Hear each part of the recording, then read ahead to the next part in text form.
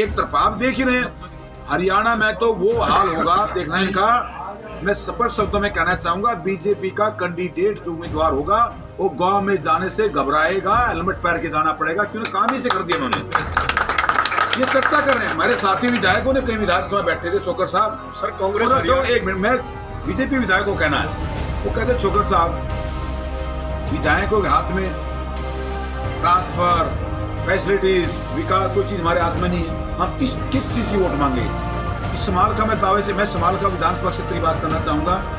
मेरे 9 से 14 कार्यकाल में जितनी सड़कें, college, hospital, CSC, stadium, power house, Jamuna पुल 133 करोड़ का, जितनी विकास के कार्य है, जबकि मैं पहली बार विधायक बना था, मुझे ज्ञान भी नहीं था। कर्नाटक चुनाव में कांग्रेस की जीत के बाद कांग्रेस कार्यकर्ताओं में खुशी की लहर है, जिसको लेकर सोमवार को सुबह समालखा हल्के से कांग्रेस विधायक धर्म सिंह छोक्कर के कार्यालय पर सैकड़ों समर्थकों ने इकट्ठा होकर एक दूसरे को मिठाई खिलाकर खुशी मनाई।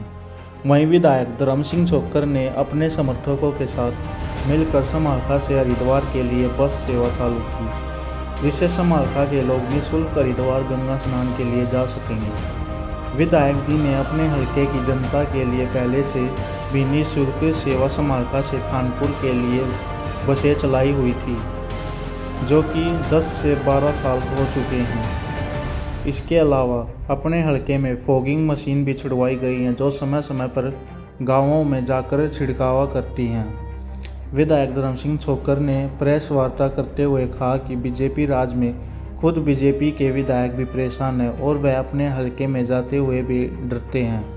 उन्होंने कहा कि बीजेपी राज में कोई विकास कार्य नहीं हुआ, नौकरी के नाम पर बेरोजगारी से धोखा किया जा रहा है।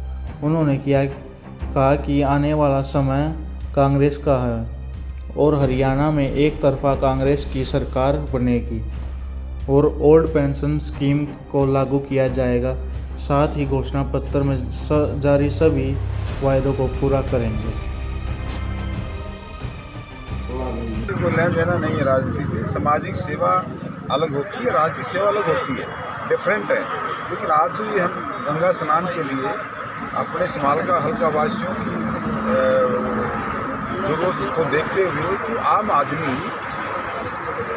बस का किराया भी उपलब्ध नहीं करा सकता, क्योंकि समस्या को देखते हुए हर आदमी चाहता है मैं हरिद्वार नहा के आऊँ, हर बुजुर्ग चाहता, बूढ़ा चाहता, बुढ़िया चाहती हैं, हर चाहते हुए भी स्नान नहीं कर पाते। तो मैंने पहले बसें हमारी पहले चलती थी, हमारी जो कानपुर पीजीआई 2-3 बस चलती हैं, उनको हम सैटरडे संडे को लोगों को गंगा स्नान करा के लाते थे।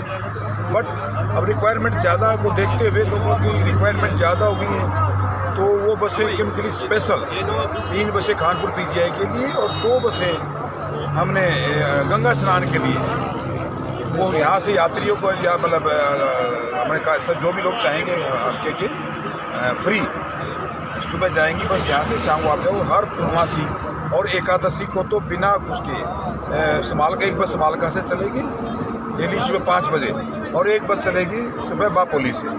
ये तो हर पूर्णमासी को और एकादशी और रेगुलर है।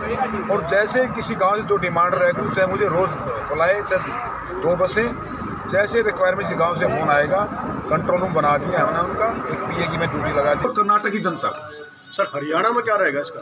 हरियाणा में एक तरफा आप देख ही रहे हैं, हरियाणा में तो वो हाल होगा देखना इनका। मैं स्पष्ट शब्दों में कहना चाहूंगा, बीजेपी का कैंडिडेट जो उम्मीदवार होगा वो गांव में जाने से घबराएगा, हेलमेट पहन के जाना पड़ेगा, क्योंकि काम ही से कर दिया उन्होंने। ये चर्चा कर रहे हैं हमारे साथी विधायकों ने, कई विधानसभा बैठे थे, छोकर साहब। सर कांग्रेस तो एक मिनट, मैं बीजेपी विधायक को कहना है, वो कहते छोकर साहब, विधायकों के हाथ में ट्रांसफर, फैसिलिटीज, विकास, कोई चीज हमारे हाथ में नहीं है। हम किस चीज की वोट मांगे? इस समालखा में दावे से, मैं समालखा विधानसभा क्षेत्र की बात करना चाहूंगा।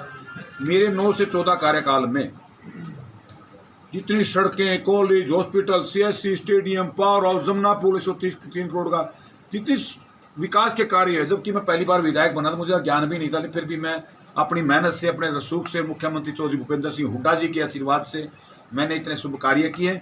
और आने वाला आप तो एक इलेक्ट्रॉनिक मीडिया, प्रिंट मीडिया, आप तो आपके पास तो पूरी खोजबीन रहती है। आज मेरे इस बीजेपी के 10 साल कार्यकाल में रोजगार की बद पिट गया। जो बच्चे हमारे सरकार में लगे थे सारे हटा दिए गए। कभी डीसी रेट भी खत्म कर दिया गया। अब वो सरकारी नौकरियों का तो मतलब ही नहीं है। सरकारी एक ना जो नौजवान साथ खिलौना बना दिया उनका। रोजगार देना, कोई सरकारी रोजगार जैसे उसका वेरिफिकेशन कर दिया, भाई 50,000 कलर के लगते उसकी जगह 10,000 5 लगा लो, चलो लगा लो, हमें उसमें कोई आपत्ति नहीं है। एक आदमी 50,000 का, एक आदमी सरकारी नौकरी करता 50,000 लेता, एक आदमी डीसी रेट कॉन्ट्रैक्ट रेट पे करता तो 10,000 दिए जाते हैं। कितना खिलवाड़ जनता के युवा के साथ हुआ है, इनके सामने आएगा। आज ओल्ड पेंशन ले लीजिए, एम्प्लॉइज का बुढ़ा पैसा हमारे मैनिफेस्टो में है, हमारे घोषणा पत्र में होगा ओल्ड पेंशन स्कीम। जितने कर्मचारी आज खफा बैठे हैं, सेक्टर में चला जाइए, इतने दुखी सरकार से मार्चे जाते हैं लिफ्ट में, चौकर साहब कब सरकार बनाओगे, मैं जल्दी आई, चिंता ना करो। तो ओल्ड पेंशन स्कीम जो है हमारे घोषणा पत्र में है, हमारी कांग्रेस सरकार आएगी, ओल्ड पेंशन स्कीम लागू करेगी ताकि कर्मचारी को बुढ़ापे का सारा मिलो। ये महावीर पंडित जी खड़े थे जैसे विधायक जी। अब जो दूसरा दूसरा ओल्ड पेंशन स्कीम हमारे घोषणा पत्र में आएगी और हम 300 यूनिट तक बिजली फ्री करेंगे। 6,000 रुपये बुढ़ापा पेंशन ना मिलेगी। 100 गज के प्लाट जो वंचित रह गए हैं उनको सबको 100 गज के प्लाट दिए जाएंगे।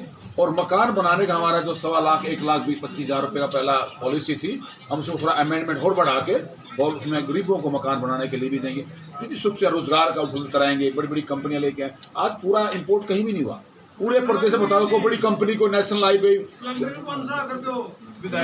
सिलेंडर भी सभी चीजें का। विधायक जी